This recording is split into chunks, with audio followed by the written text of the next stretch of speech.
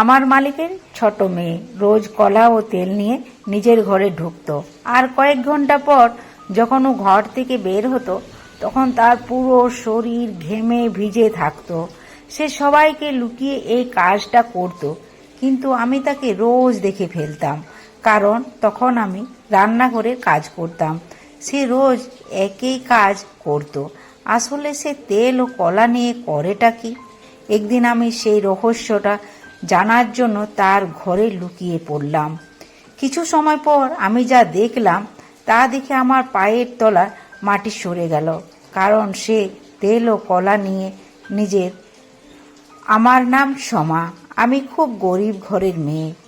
আমার বাবা অন্য লোকের জমিতে কাজ করে খুব কষ্ট করে দুবেলা দুমুঠো খাবার জোগাড় করত। আমি আমার বাবা মায়ের একমাত্র সন্তান ছিলাম। অর্থের কষ্টের জন্য বাবা মা আমাকে ঠিক করে লেখাপড়া শেখাতে পারেনি। যা হোক করে আমাদের দিন চলত। আমার বয়স ছিল 10 বছর। আমার বাবা মাকে অন্য লোকের জমিতে কাজ করতে দেখে আমার খুব কষ্ট হতো, তাই আমিও তাদের সঙ্গে কাজ করতে চলে যেতাম। কিছুদিন পর আমার বাবা খুব অসুস্থ হয়ে পড়ল। বাবাকে হাসপাতালে ভর্তি করতে হলো, কিন্তু ডাক্তার বলল চিকিৎসার জন্য অনেক টাকা লাগবে। আমরা খুব গরিব ছিলাম, আমাদের কাছে অত টাকা ছিল না। তাই আমার মা জমিদারের কাছে গিয়ে হাত পাতল কিছু সাহায্যের জন্য। এই জমিদারের জমিতে আমার বাবা মা কাজ করত, কিন্তু জমিদার টাকা দিতে রাজি হলো না।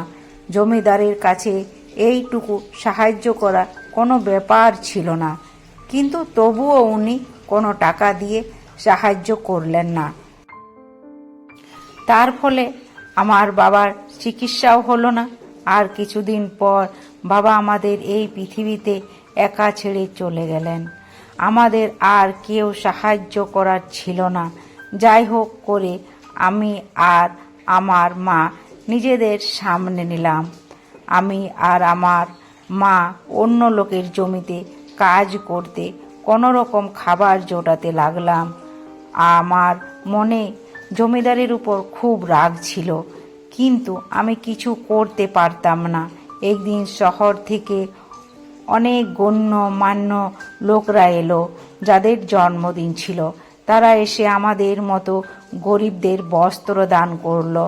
আমরা যারা গরিব তারা তো জানিয়েই না যে আমাদের জন্মদিন কবে, কিন্তু ওই বড় লোকদের বস্ত্র পেয়ে আমরা তাদের আশীর্বাদ করলাম। কিছুদিন এইভাবেই চলছিল। তারপর একদিন হার্টের অসুখ হয়ে আমার মা এই পৃথিবী ছেড়ে চলে গেল। আমার জীবনটা দুঃখে ভরে গেল। আমার মা আমার একমাত্র সাহারা ছিল, এখন সেও চলে গেল। আমি পুরোপুরিভাবে ভেঙে পড়েছিলাম।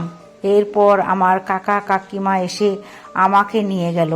যতই হোক আপন আপনই হয়, আর পর পরেই হয়। আমার কাকা কাকিমা নিজের ছেলে মেয়েদের ভালো ভালো খাবার খেতে দিত, আর আমাকেও দিয়ে পুরো বাড়ির কাজ করাতো।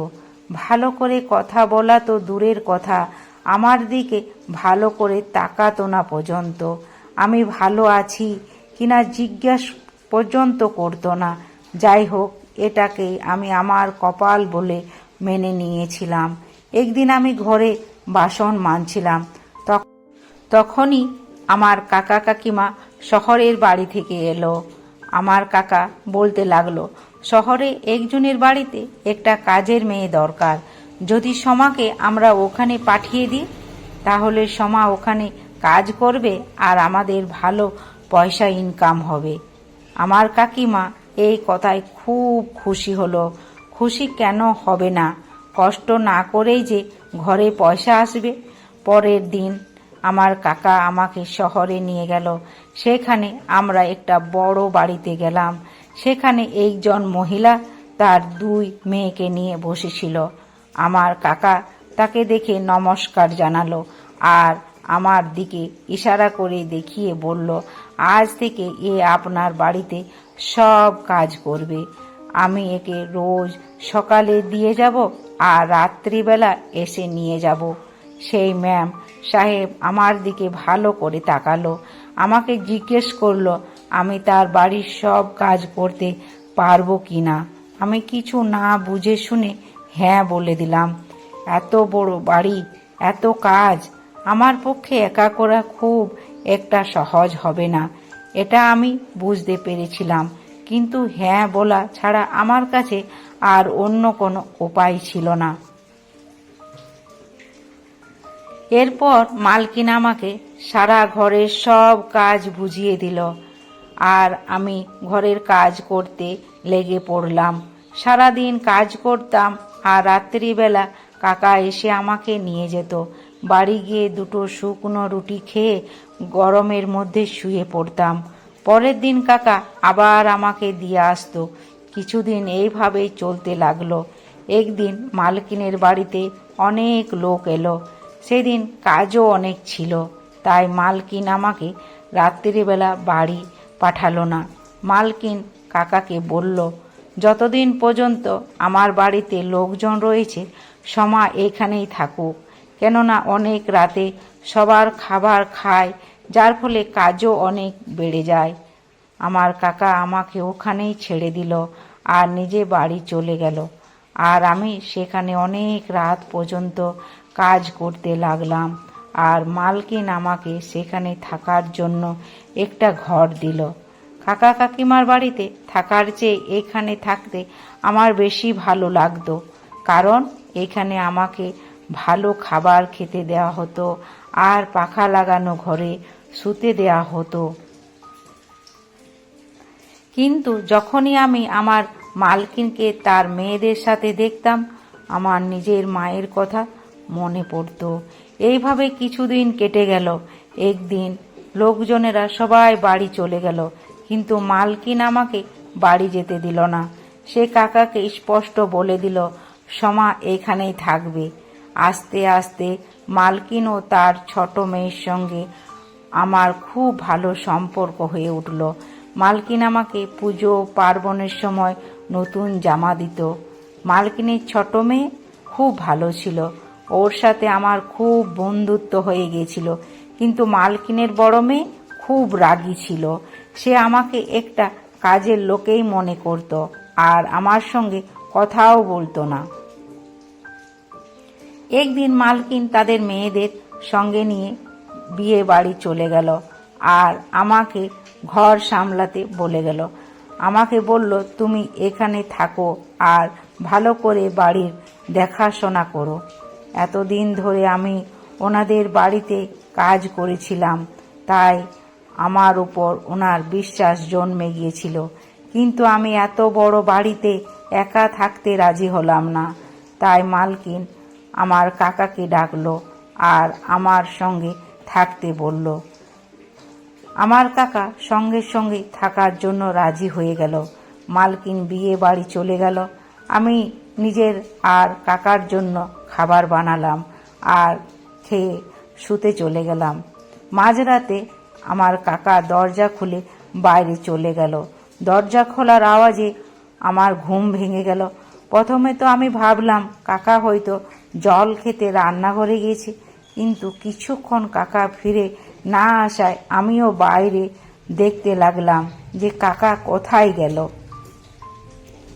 এদিক ওদিক দেখার পর মালকিনের ঘর থেকে কিছু আওয়াজ শুনতে পেলাম। আমি মালকিনের ঘরে আমি উঁকি মেরে দেখলাম আমার কাকা মালকিনের আলমারি খুলে কিছু একটা খুঁজছে।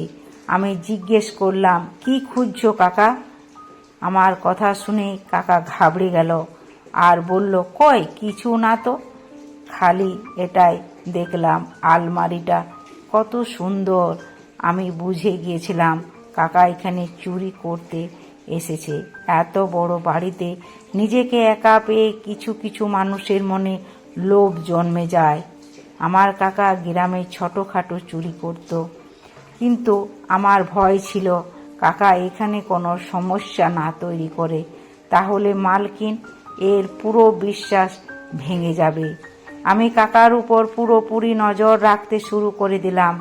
এক মিনিটের জন্য আমি কাকাকে একা ছাড়তাম না, রাতেও ভালো করে ঘুমাতাম না। এইভাবে 2 দিন কেটে গেল। মালকিন আর তার 2 মেয়ে বাড়ি ফিরে গেল। ওরা বাড়ি ফিরে আসতে কাকাও বাড়ি চলে গেল। মালকিন আমার জন্য নতুন জামা কিনে এনেছিল, যেটা পেয়ে আমি খুব খুশি হয়েছিলাম। একদিন রাতে আমি রান্নাঘরের কাজ করছিলাম, তখনই আমি মালকিনের ছোট মেয়ে গীতাকে নিজের ঘরে কলা ও তেল নিয়ে যেতে দেখলাম। সে চোরের মতো লুকিয়ে ঘরের দিকে যাচ্ছিল, যাতে তাকে কেউ দেখে না ফেলে। আমার একটু অদ্ভুত লাগলো, গীতা দিদি কলা ও তেল নিয়ে কি করবে? মালকিনের স্বামী আগেই মারা গেছেন। তখন থেকে মালকিন তার 2 মেয়েকে নিয়ে থাকে। জমি জায়গা সম্পত্তি প্রচুর থাকার কারণে তাদের কোনো সমস্যা হয় না। আমি গীতা দিদির ব্যাপারটা খুব গভীরভাবে ভাবলাম না। আমি মনে করলাম পড়াশোনা করা মেয়ে হয়তো এসব নিয়ে কিছু পড়াশোনার কাজ করে। গীতা দিদির বন্ধু বান্ধবীরা বাড়িতে আসতো, তারা সবাই মিলে কিছু প্র্যাকটিক্যাল করত। একদিন আমি গীতা দিদিকে জিজ্ঞেস করলাম, দিদি তোমরা বন্ধু বান্ধবীরা মিলে এগুলো কি করো? গীতা দিদি আমাকে বলল, আমরা বিজ্ঞান এর পড়াশোনা করি, যে কারণে আমাদের এইসব প্র্যাকটিক্যাল করতে হয়। আমি কিছু বুঝতে পারলাম না, কারণ আমি কোনোদিন স্কুলে যাইনি। তাই পড়াশোনার ব্যাপারে আমি কি করে জানবো? তাই গীতা দিদির কলা ও তেলের ব্যাপারটা আমি এড়িয়ে গেলাম। রাত্রিবেলা খাবার খাওয়া হয়ে গেল। আমি বাসন মাজতাম, রান্নাঘর পরিষ্কার করতাম। সেই সময় গীতা দিদি রোজ ফ্রিজ থেকে কলা বার করে আর একটা বাটিতে তেল নিয়ে নিজের ঘরে চলে যেত। দিদির ঘরের সামনে আমার ঘর ছিল। দিদি অনেক রাতে ঘর থেকে বেরিয়ে হাত ধুতো। দিদির পুরো শরীর ঘামে ভিজে থাকতো। কখনো কখনো আমি জেগে থাকতাম, তাই দিদিকে হাত ধুতে দেখতে পেতাম। কিন্তু রোজ সেটা হতো না, কারণ দিদি যখন ঘর থেকে বাইরে আসতো আমি হয়তো ঘুমিয়ে পড়তাম। এখন আমার মনে হতে লাগলো এইসব পড়াশোনার ব্যাপার কিছু নয়, আসল কারণ অন্য কিছু আছে। দিদি যদি পড়াশোনার জন্যই কলা ও তেল নিয়ে যাবে, তাহলে এরকম লুকিয়ে কেন যাবে? আর রোজ রোজ কেন এটা করবে? আমার মাথায় ব্যাপারটা ঘুরপাক খেতে লাগলো। দিদি আসলে নিজের ঘরে করেটা কি? আমি ভাবতাম দিদির এই বিষয়টা নিয়ে আমার মালকিনের সঙ্গে কথা বলা উচিত। একদিন আমি মালকিনের ঘরে গেলাম, গিয়ে দেখলাম মালকিন ফোনে কারোর সাথে কথা বলছে। তাই আমি কিছু না বলে আবার ফিরে এলাম। তারপর আমি ভাবলাম দিদি হয়তো সত্যই কোনো কাজ করছে, আর আমি কোনো কারণ ছাড়া মালকিনকে এইসব বলতে হয়তো ঘরের সমস্যা তৈরি হতে পারে। আমার এই কাজ করা মোটেই ঠিক হবে না। তাই আমি ব্যাপারটা আর বিশেষ গুরুত্ব দিলাম না, দিদির দিকে ধ্যান দেওয়া ছেড়ে দিলাম। এই রকম একদিন রাতে আমার ঘুম আসছিল না। আমার মায়ের কথা খুব মনে পড়ছিল। তখন আমি দেখলাম গীতা দিদি ঘর থেকে বাইরে এলো, আর দিদির চোখের জল ছিল। আমি ঘর থেকে বাইরে গিয়ে দিদিকে জিজ্ঞেস করলাম, তুমি কাঁদছো কেন? তখন দিদি কথা ঘুরিয়ে আমাকে বলল, কিছু হয়নি তো, তুমি গিয়ে শুয়ে পড়ো। তারপর সে নিজের ঘরে চলে গেল। সারা রাত আমার ঘুম এলো না।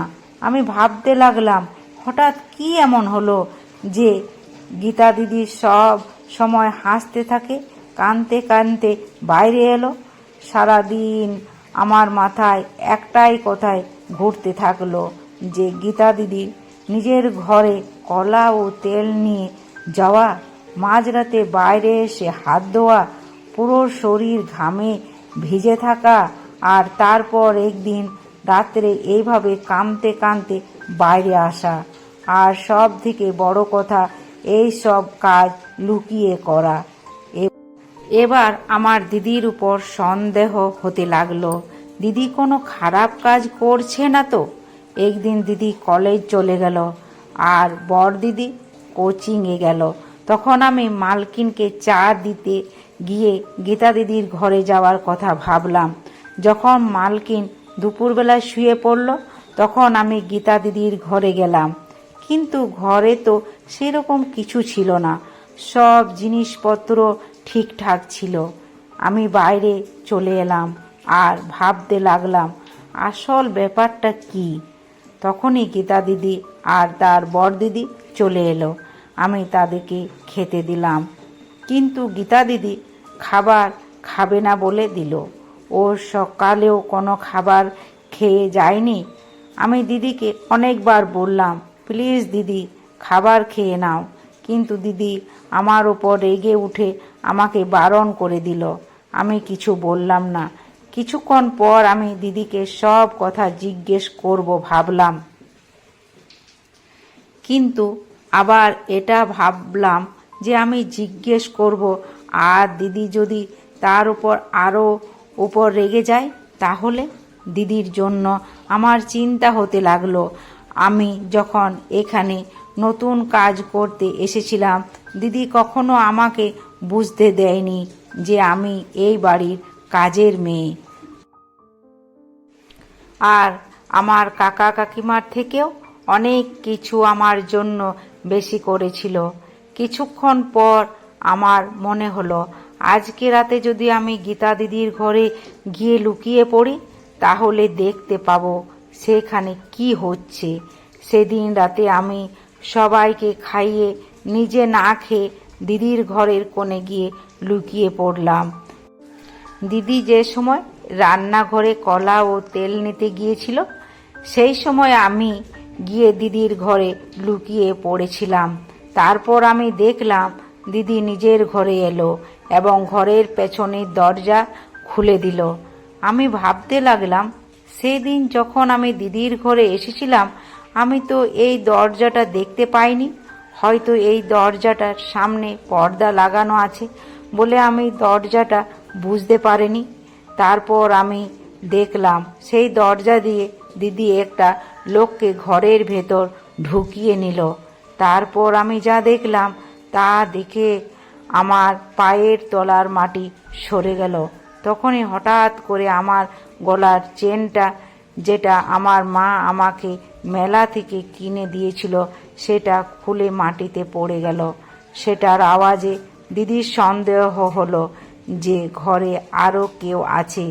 দিদি সকালবেলা উঠে আমাকে ঘরের মধ্যে দেখতে পেল আর আমার উপর রেগে গিয়ে বলল, তুমি এখানে কি করছো? তাও আবার লুকিয়ে এইভাবে এখানে কি করছিলে তুমি? আমিও তার রাগ দেখে ভয় পেয়ে গেলাম। আমি তাকে বললাম, দিদি আমাকে ক্ষমা করো, আমি এখানে কোনো খারাপ উদ্দেশ্য নিয়ে লুকিয়েছিলাম না। তোমার জন্য আমার চিন্তা হচ্ছিল, তুমি আজকাল ভালো করে খাবার খেতে না, আর সেদিন তো তুমি কাঁদতে কাঁদতে ঘর থেকে বেরিয়েছিলে। তারপর গীতা দিদি আমাকে সব সত্যি কথা খুলে বলল। সে কোনো খারাপ কাজ করতো না, বরং ভালো কাজেই করতো। সে ওই লোকটার দিকে ইশারা করে আমাকে বলল, এটা আমার দাদু। আমার বাবার মৃত্যুর পর মা এনাকে বাড়ি থেকে তাড়িয়ে দিয়েছিল। তখন থেকে উনি মন্দিরেই থাকেন। কিন্তু আমি দাদুর কষ্ট চোখে দেখতে পারছিলাম না। আমি এই ব্যাপারে মায়ের সঙ্গে কথাও বলেছিলাম, কিন্তু মা আমাকে খুব বকেছিল। তারপর আমি একটা প্ল্যান বানাই। প্ল্যান অনুসারে আমি রোজ রাতে দাদুকে এই দরজা দিয়ে আমার ঘরে নিয়ে আসতাম আর সকালবেলা বাইরে বের করে দিতাম। তারপর আমি দিদিকে জিজ্ঞেস করলাম, আর তেল আর কলা? তখন গীতা দিদি আমাকে বলল, আমার দাদুর লিভারের অবস্থা ভালো নেই, ভালো করে খাবার হজম করতে পারে না। তার জন্য দাদু সারা দিনে একবার খাবার খায়। তাই রোজ সকালে কলেজ যাবার সময় আমি দাদুকে খাবার দিয়ে আসতাম, আর রাতে দাদু খায় না, তাই আমি তাকে ফল খাওয়াতে শুরু করলাম। আর কলা দাদুর প্রিয় ফল, তাই আমি রোজ রাতে দাদুকে কলা খাওয়াতে শুরু করলাম, যাতে মা আর দিদি জানতে না পারে। তাই আমি লুকিয়ে এই কাজগুলো করি। আর আমার দাদুর হাঁটুতে খুব ব্যথা হয়, তাই আমি তেল নিয়ে আসতাম, যাতে আমি দাদুর হাঁটু পা মালিশ করে দিতে পারি। অনেকক্ষণ মালিশ করি বলে শরীর ঘামে ভিজে যায়। আর তারপর আমি বাইরে হাত ধুতে যাই। তারপর দিদি আমাকে বলল, সেদিন দাদুর শরীর ভালো ছিল না, আর আমার মা দিদির কারণে দাদুর জন্য আমার বেশি কিছু করারও ছিল না। এই কারণে আমার চোখে জল এসে গিয়েছিল। দিদির কথাগুলো শুনে আমার সব সন্দেহ দূর হয়ে গিয়েছিল। আমি আর বেশি কিছু না বলে নিজের ঘরে চলে গেলাম। আমি বারবার নিজের মালকিনকে মনে মনে দোষ দিতে লাগলাম যে কেউ এমন নিষ্ঠুর এইভাবে হয় যে নিজের অসুস্থ বাবার মতো শ্বশুর মশাইকে বাড়ি থেকে তাড়িয়ে দেয়। কিন্তু মনে মনে দিদির জন্য গর্ব হচ্ছিল যে আজকালকার দিনে এমন ভালো মন অনেক কম লোকের হয়। যে ভালো মন গীতা দিদির ছিল। জানি না এই পৃথিবীর মানুষদের কি হয়েছে, কিছু ভাবনা চিন্তা না করে বুড়ো মানুষদের বাড়ি থেকে বার করে দেয়। এখন আমি সব বুঝে গিয়েছিলাম, যার উপর দিয়ে সমস্যা যায় একমাত্র সেই বোঝে। বন্ধুরা, আমার ভিডিও ভালো লেগে থাকলে চ্যানেলটি সাবস্ক্রাইব করার অনুরোধ রইল। তোমরা ভালো থেকো, সুস্থ থেকো।